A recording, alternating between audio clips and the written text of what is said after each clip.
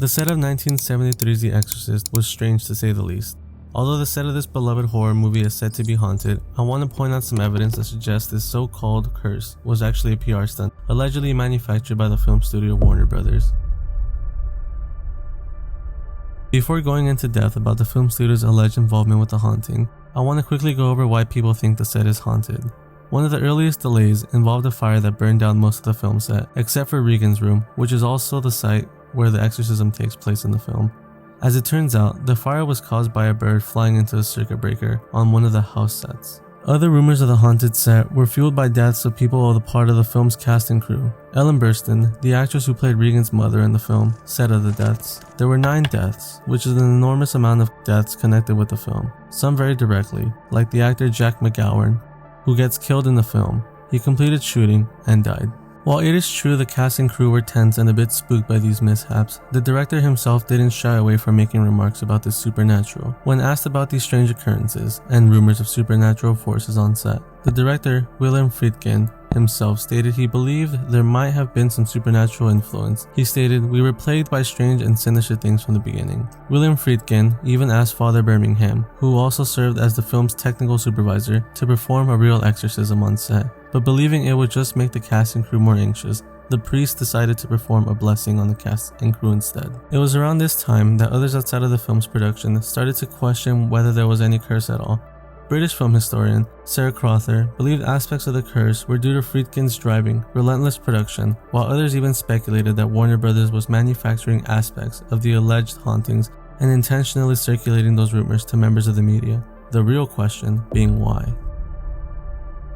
While researching for this video, I came across an article mentioning that both the director and author of the Exorcist novel had never intended to make a story about horror. The original theme of The Exorcist is supposed to be a supernatural detective story with theological overtones. In fact, the author William Blatty was raised by a devout Catholic mother and stated, "I have zero recollection of even a moment when I was writing that I was trying to frighten anyone." While I find this hard to believe due to the film's graphic elements, the director Friedkin said of the film, "I'm not a convert to the occult, but after all I've seen on this film, I definitely believe in demonic possession." So nonetheless, it was marketed as a horror film with relentless rumors about a curse taking hold of most, if not all, of the marketing. The visceral nature of some of the film's content caused the MPAA ratings board to face scrutiny for giving the film an R rating instead of what was formerly known as an X rating. Under the MPAA guidelines, an R rating would allow children under 17 to see the film with a parent present. Critics and some of the general public argue that the film would never have been able to receive this rating despite the graphic and disturbing scenes without the backing of a big studio like Warner Brothers. Other strong audience reactions to the film included a woman in New York allegedly miscarrying after seeing the film. One man was carried on a stretcher after 20 minutes into the film. It got so bad, apparently some theaters arranged for ambulances to be on call. One film reviewer recalled how vomit to the bathrooms would block access to the sinks. One of the 6 security guards working at one of the theaters, Ralph Bailey, said, "It was like a riot. We had to cancel the showing."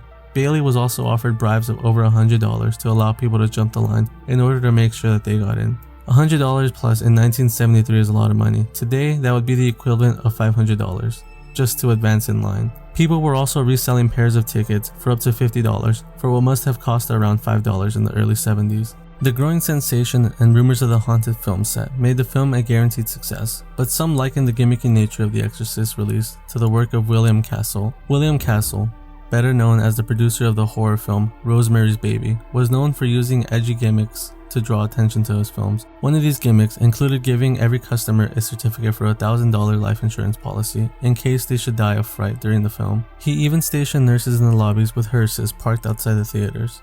Although audiences at the time of the film's release weren't deterred by these happenings, some people felt the film would only cause a hysteria to break out throughout the country.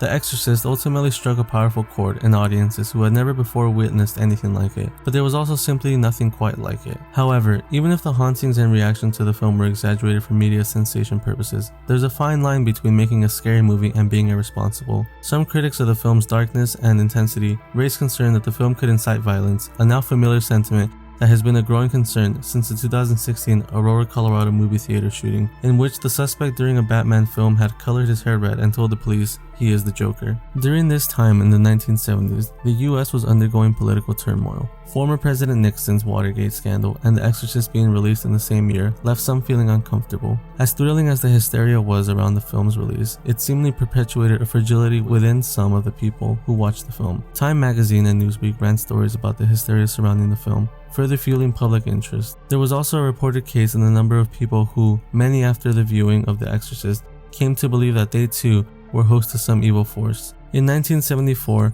Reverend Richard Woods from Loyola University in Chicago authored a book about the devil.